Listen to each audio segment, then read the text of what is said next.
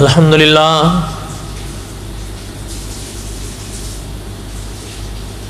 للہ نحمده ونستعینه ونستغفره ونؤمن به ونتوکل علیہ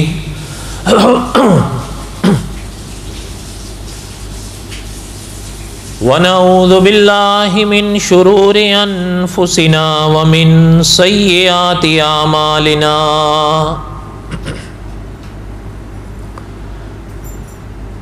من يهده الله فلا مضل له ومن يضلله فلا هادي له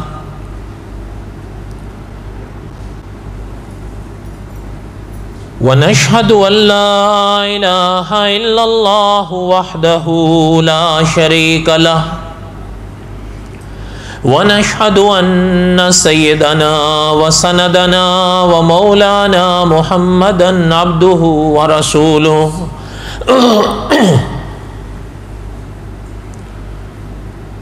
اما بعد اعوذ باللہ من الشیطان الرجیم بسم اللہ الرحمن الرحیم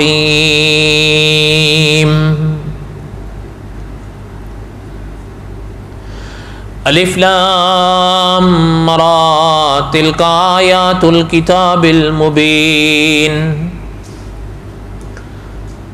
انا انزلناه قرآنا عربيا لعلكم تعقلون نحن نقص عليك احسن القصص بما اوحينا اليك هذا القرآن وَإِن كُنْتَ مِن قَبْلِهِ لَمِنَ الْغَافِلِينَ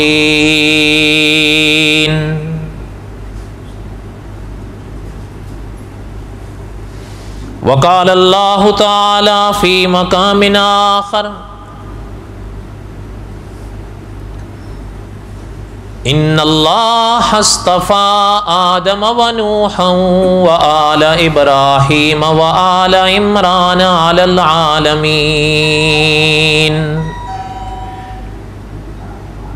ذریۃ بعضها من بعض واللہ سمیع علیم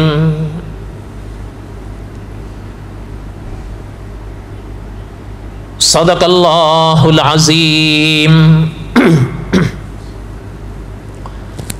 وبلغنا رسولہ النبی الکریم ونحن على ذلك لمن الشاہدین والشاکرین والحمد للہ رب العالمین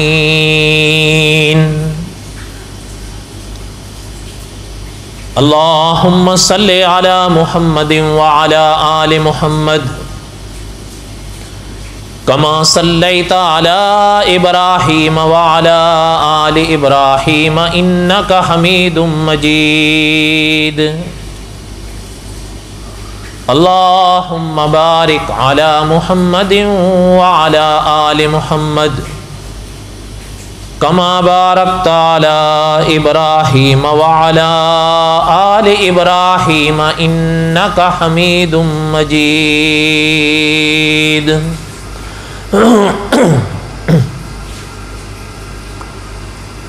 ہمہ قسم کی حمد و ثنا اللہ ذات لم یزل لا یزال کی پاک ذات کے لیے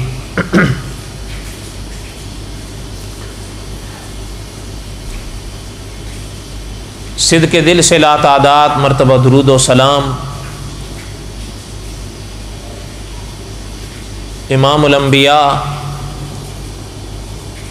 حضرت محمد الرسول اللہ صلی اللہ علیہ وسلم کی پاک ذات کے لیے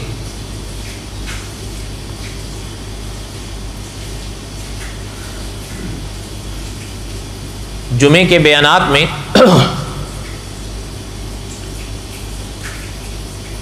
قصص الانبیاء علیہ السلام کے اسباق ہم پڑھ رہے تھے.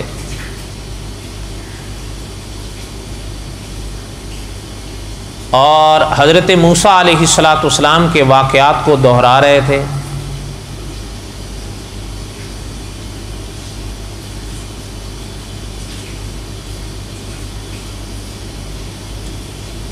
یہاں تک ہم حضرت کے واقعات کو دہرا چکے تھے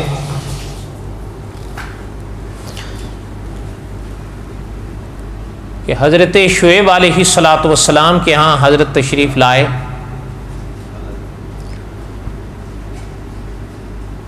اور حضرت شعیب علیہ الصلاۃ والسلام کی گفتگو ہوئی حضرت سے، اور حضرت شعیب علیہ الصلاۃ والسلام نے حضرت موسیٰ علیہ الصلاۃ والسلام کے آگے یہ بات رکھی کہ ہماری جو 2 بیٹیاں ہیں ان میں سے ایک کو ہم آپ کے نکاح میں دینا چاہتے ہیں، بشرطے یہ کہ آپ 8 سال تک ہمارے ہاں رہیں، اور اگر آپ 10 سال رہیں تو یہ آپ کی طرف سے احسان اور آپ کی مرضی پر ہوگا۔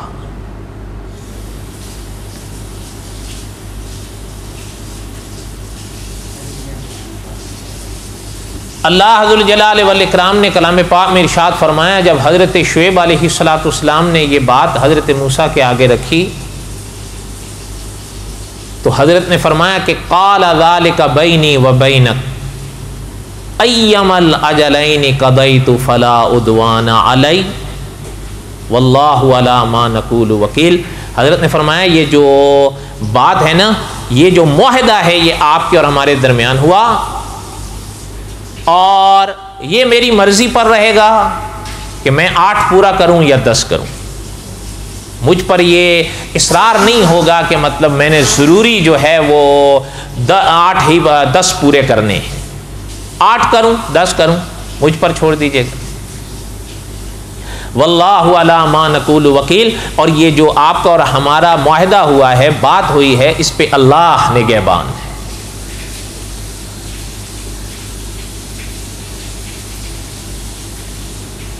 اب علماء نے لکھا ہے کہ جب حضرت موسیٰ علیہ الصلاۃ والسلام وہاں رہنے لگے، تھوڑی سی اکابر کے ہاں بحث ہے کہ وہ نکاح پھر تبھی ہو گیا یا وہ 8 سال کی مدت یا 10 سال کی مدت پورے ہونے کے بعد ہوا۔ بہرحال قصہ مختصر یہ ہے، قرآن پاک میں جہاں تک ہے علماء نے لکھا ہے سر آنکھوں پر ہے، اس کے بعد کئی طرح کی ابحاث چھڑتی ہیں، لیکن بہرحال نکاح ہو گیا، بس بات ختم ہو گئی۔ ایک بات۔ دوسری بات کہ حضرت موسیٰ علیہ الصلاۃ والسلام نے فرمایا کہ ایم الاجلین قضیت فلا عدوان علی، ہم 8 پوری کریں 10 پوری کریں۔ تو حضرت سعید ابن جبیر رحمۃ اللہ علیہ فرماتے ہیں کہ مجھ سے ایک پادری صاحب نے، عیسائیوں کے بہت بڑے عالم نے یہ سوال کیا کہ آیا حضرت موسیٰ علیہ الصلاۃ والسلام نے پھر 8 پورے کیے یا 10 پورے کیے؟ کون سی مدت حضرت نے پوری کی تھی؟ تو حضرت سعید ابن جبیر رحمۃ اللہ علیہ فرماتے ہیں مجھے تو یاد نہیں، مجھے تو پتہ نہیں۔ میں نے کہا مجھے تو پتہ نہیں کہ حضرت نے کون سی مدت پوری فرمائی۔ مدت تو پوری فرمائی، اس لیے کہ 8 تو واجب تھی پوری کرنا، اور 10 جو تھی یہ اختیاری تھی، لیکن مجھے نہیں پتا کہ پھر حضرت نے 8 پورے کیے یا 10 پورے کیے۔ اور ان جملوں سے اکابر نے یہ ایک اصول بھی لکھ دیا کہ انسان چاہے کوئی بھی ہو، اگر اسے ایک بات ایک مسئلہ پتہ نہیں ہے تو اس کا صحیح جواب یہ ہے کہ بھائی میں نہیں جانتا، کسی جاننے والے سے پوچھ لو، اس میں خیر ہوتی ہے۔ حضرت سعید ابن جبیر رحمۃ اللہ علیہ فرماتے ہیں کہ میں حضرت ابن عباس رضی اللہ عنہما کے ہاں آیا۔ حضرت ابن عباس رضی اللہ عنہما یہ حضرت سعید ابن جبیر رحمۃ اللہ علیہ کے استاد تھے اور حضرت محمد الرسول اللہ کے شاگرد تھے صلی اللہ علیہ وسلم۔ فرمایا میں نے آ کر حضرت سے یہ بات کہی کہ مطلب وہ یہ بات پوچھ رہا ہے۔ حضرت نے فرمایا بھائی بات یہ ہے کہ اس سے جا کر کہو کہ حضرت موسیٰ نے 10 پورے کیے تھے، اس لیے کہ وہ اللہ کے نبی ہیں، وہ اللہ کے رسول ہیں۔ اللہ کے نبی اور اللہ کے رسول جب کسی کو کوئی شے دیتے ہیں تو صرف کامل نہیں اکمل دیتے ہیں، اس لیے 8 نہیں 10 حضرت نے پورے کیے تھے۔ اچھا پھر ایک تھوڑی سی بحث ہے اکابر کے ہاں. بہرحال اب ساری ابحاث کو کیا یہاں چھیڑیں, دعا کریں جتنا کچھ ہو گیا اللہ تعالیٰ قبول فرمائے. آگے چلیں.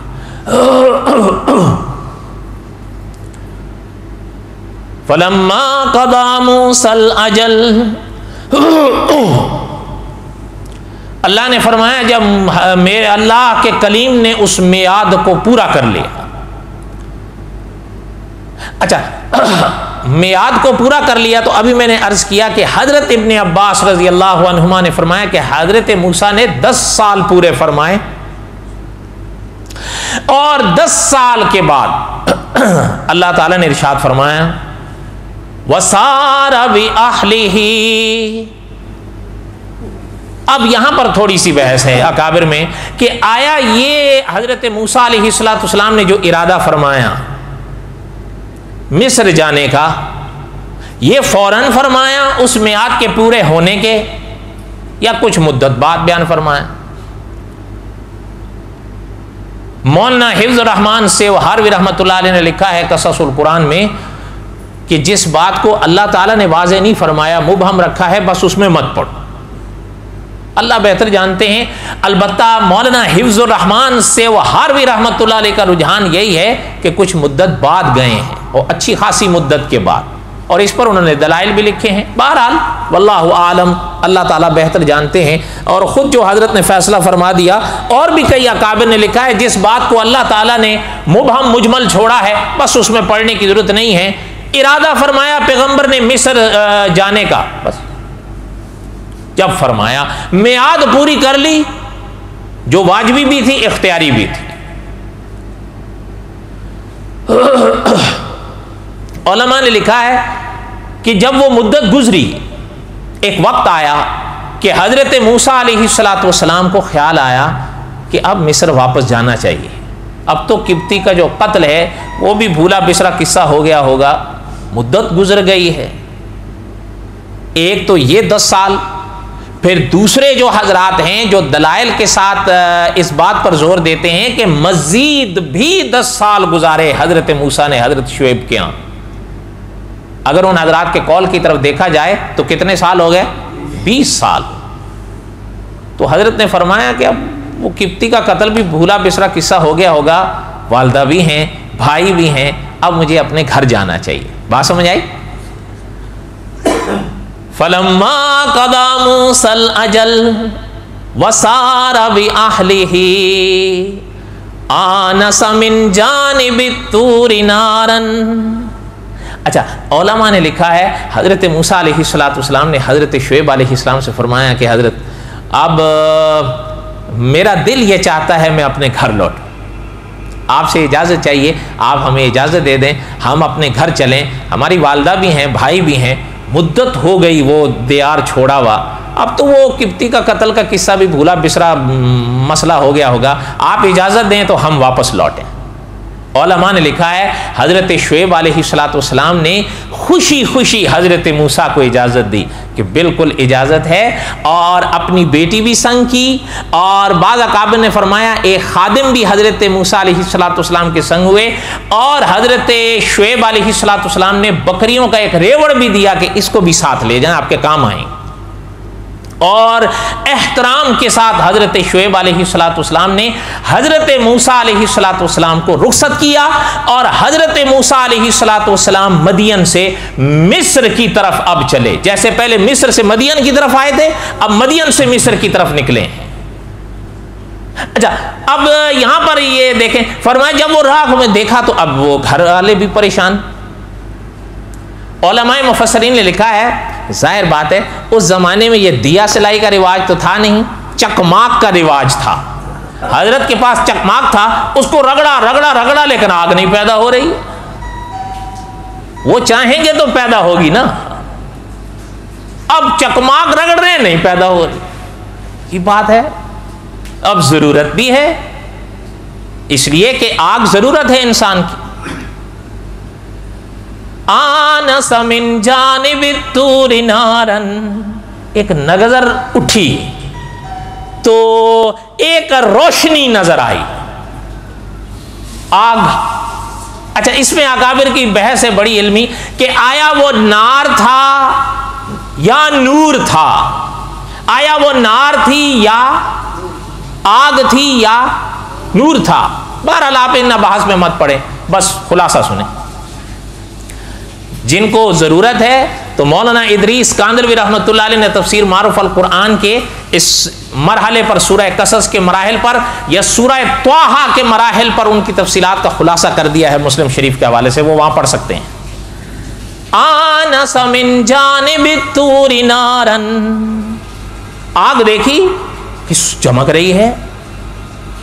قال لأهلهم كثوا إني آنست نارا لعلي آتيكم منها بخبر أو جذوة من النار لعلكم تصطلون.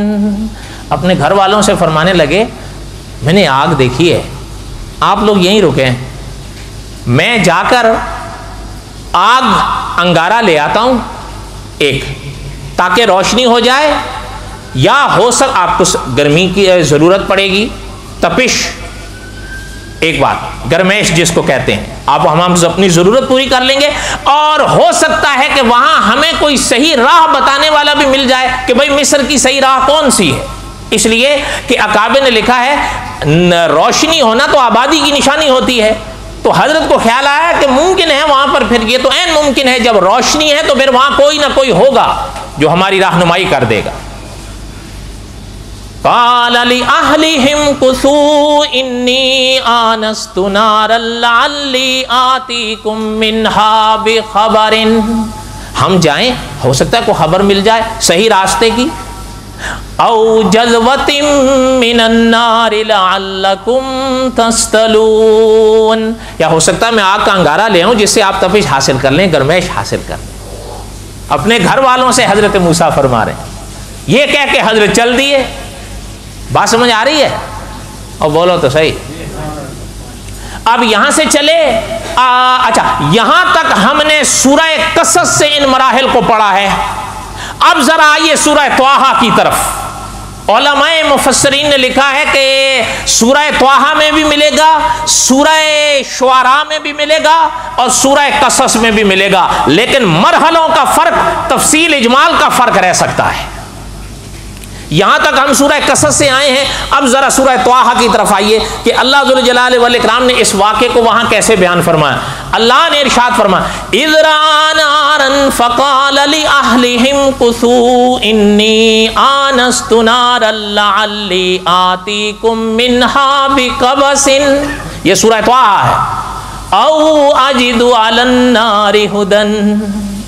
حضرت موسیٰ نے فرمایا کہ آپ ذرا دیکھیں وہی بات ہے، بس اجمال تفصیل کا فرق ہے. بعض لوگوں نے کہنے کا کوشش کی ہے کہ یہ تعارض نہیں ہے، یہ اجمال تفصیل کا مقام ہے. کبھی دیکھیں نا کہ پیغمبر علیہ الصلوۃ والسلام کی بھی تو شان ہے نا، کبھی جمال میں آتے ہیں، کبھی جلال میں آتے ہیں، کبھی حیرانگی میں آتے ہیں، کبھی اطمینان میں آتے ہیں. یہ مواقع ہوتے ہیں، یہ تعارض نہیں ہوتا. تعارض ٹکراؤ کو کہتے ہیں.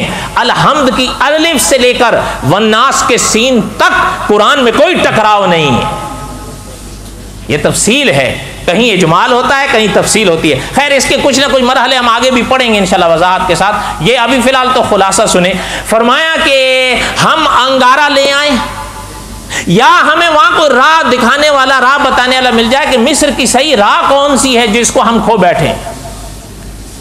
اچھا اب حضرت موسیٰ علیہ السلام جب وہاں آئے تو اللہ ذوالجلال والاکرام نے کلام پاک میں ارشاد فرمایا کہ اذ قال لأهلهم اذ رأى نارا فقال لأهلهم كثوا إني آنست نارا لعلي آتيكم منها بقبس او اجد على النار هدى. جب حضرت موسیٰ یہ بات کہہ کے چلے، اچھا طور پر آ گئے. کہاں پر آئے؟ طور پر آئے. اور یہ تو آپ کو یاد ہے نا، والتینی والزیتونی، آگے کیا ہے؟ تو طور سینا کا تو اپنا مقام ہے. ظاہر بات ہے ساری تفصیلات تو ہم نہیں پڑھ سکتے، شاید آگے اگر اللہ نے موقع دیا تو پڑھیں گے، ورنہ آپ خلاصہ ہی سنیے. اچھا جب حضرت موسیٰ کوہ طور پر آئے، فلما اتاہا نودی یا موسیٰ، جب وہاں پر آئے تو اکابر نے لکھا ہے کہ منظر ہی کچھ اور تھا. طور ہے اور درخت ہے، ایک درخت کو دیکھ رہے ہیں کہ وہ سلگ رہا ہے آگ سے، لیکن اگر درخت آگ میں سل گئے، آگ درخت کو جلا کے بھسم کر دے گی، لیکن یہ کیسی آگ ہے کہ جیسے جیسے بڑھتی اور بھڑکتی جا رہی ہے درخت اور سرسبز ہوتے جا رہا ہے، اس کی سرسبزی میں نکھار آتا جا رہا ہے اور آگ کی بڑھوتی میں نکھار آتا جا رہا ہے.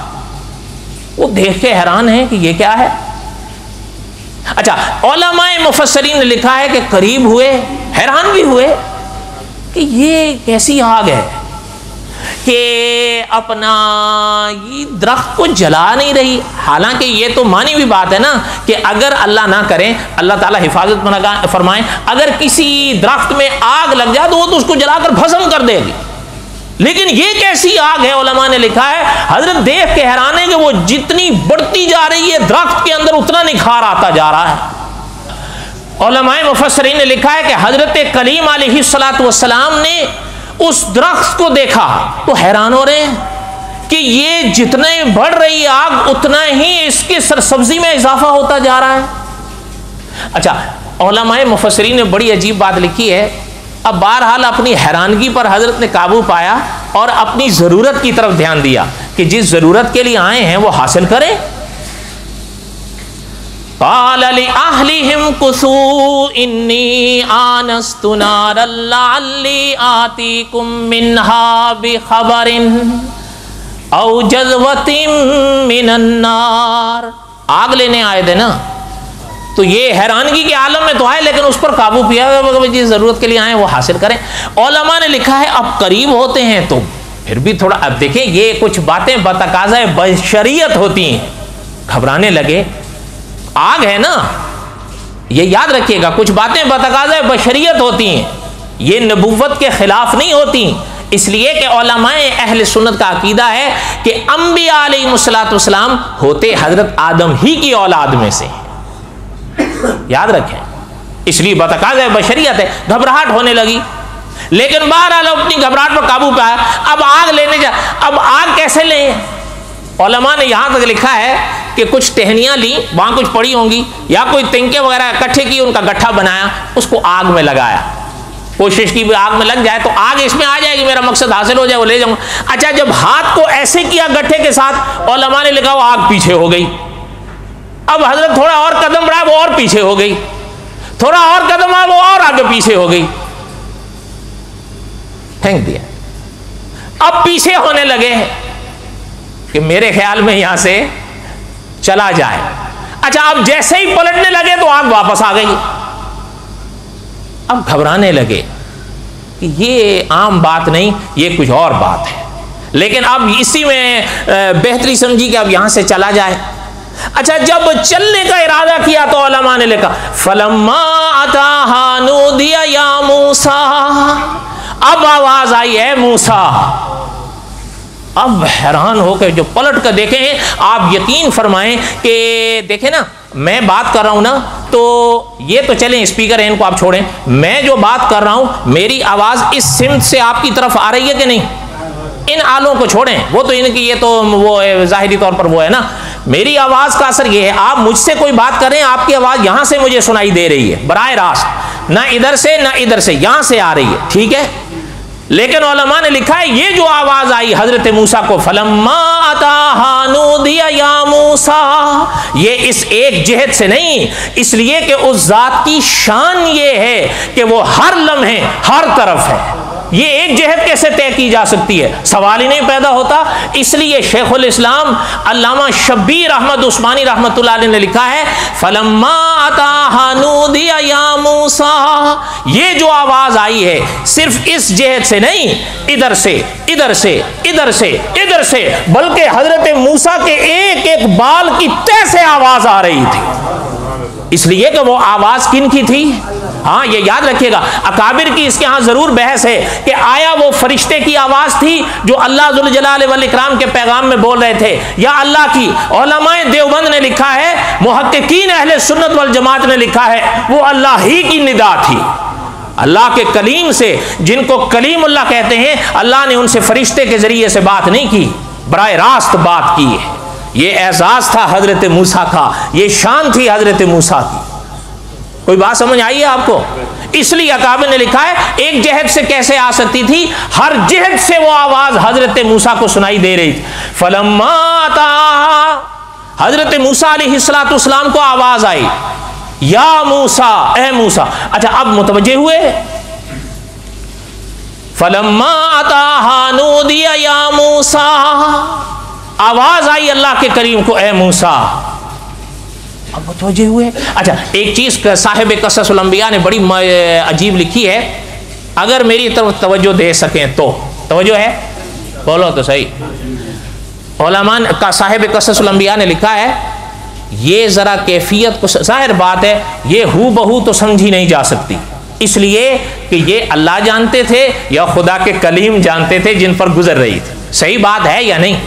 دیکھیں نا، اکابر نے لکھا ہے اگر ایک انار ہے اور میں آپ کے آگے پیش کروں کہ بڑا میٹھا ہے، بڑا اس کا ذائقہ یہ ہے وہ ہے، میں انار کے ذائقے کو سمجھانے کے لیے زمین آسمان کے کلابے بھی ملا دوں، آپ انار کے ذائقے کو اس وقت تک 100% نہیں سمجھ سکتے جب تک اس کو چکھیں نہیں، تب تک نہیں سمجھیں گے۔ اب حضرت موسیٰ علیہ السلام کی اس کیفیت کو سمجھیے کہ اللہ مخاطب، اللہ کلام فرما رہے ہیں اپنے کلیم سے، ان کی کیا کیفیت ہوگی دل کی۔ فلما آتاہا نودی یا موسیٰ، اے موسیٰ۔ اب سنیں گے، انی انا ربک، میں تیرا رب۔ فلما آتاہا نودی یا موسیٰ، ہے موسیٰ، یعنی شان ہے اللہ کے کلیم کی۔ یہی وہ مرحلہ تھا نا، مولانا امین اقاڑوی رحمۃ اللہ علیہ فرمایا کرتے تھے، حضرت موسیٰ کی شان کو سمجھو، یہ اللہ کے نبیوں میں ایسے گزرے ہیں، ان کو یہودی بھی نبی مانتے ہیں، عیسائی بھی نبی مانتے ہیں، مسلمان بھی نبی مانتے ہیں۔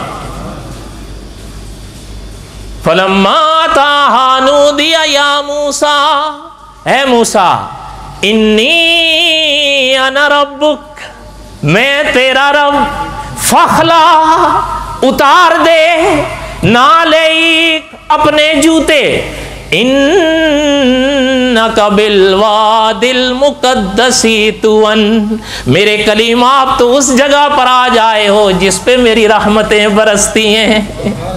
فخلا، اتار دے، نالیک، اپنے جوتے، انک بالوادی المقدس طوً، بے شک آپ اس جگہ پہ کھڑے ہیں جہاں پر میری رحمتیں برستی ہیں۔ اچھا علماء نے لکھا ہے کہ اب اللہ تعالیٰ معاف فرمائے، باطل بھی تو اپنا کام کرتا ہے نا، اس نے علماء اہل سنت سے، مسلمانوں سے یہ سوال کیے کہ بھائی یہ حضرت موسیٰ کو کیسے پتا چلا کہ یہ اللہ بول رہے ہیں؟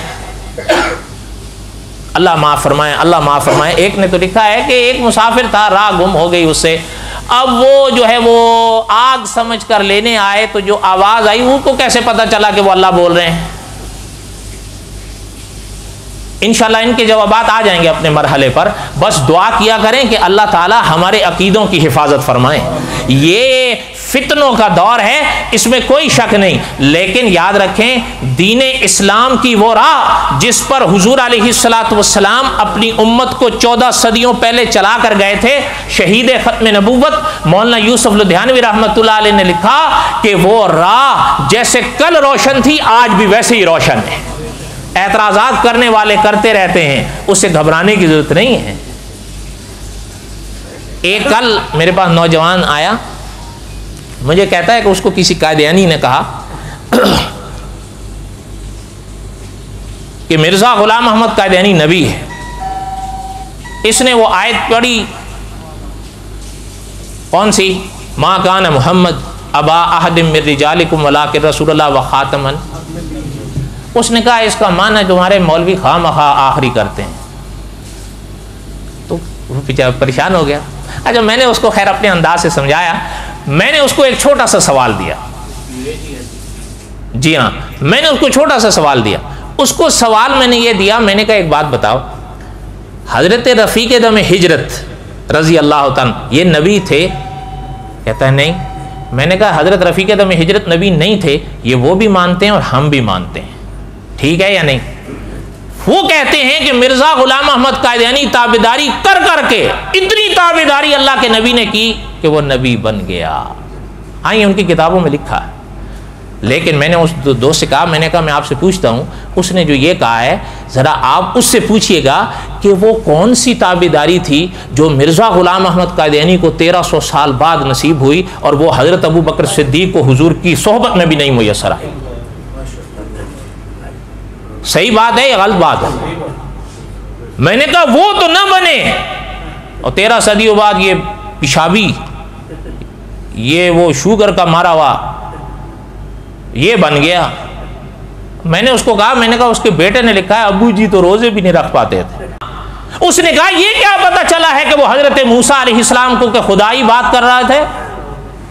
وہ تو راہ گم ان سے ہو گئی, بھٹک گئے, آگ لینے آئے, آگے سے آواز, آپ لوگ کہتے ہو آواز, ان کو کیسے پتا چلا یہ خدا بول رہے ہیں؟ انشاءاللہ ان کے جوابات آئیں گے اپنے مرحلے پر, لیکن پہلے خلاصہ سنیں.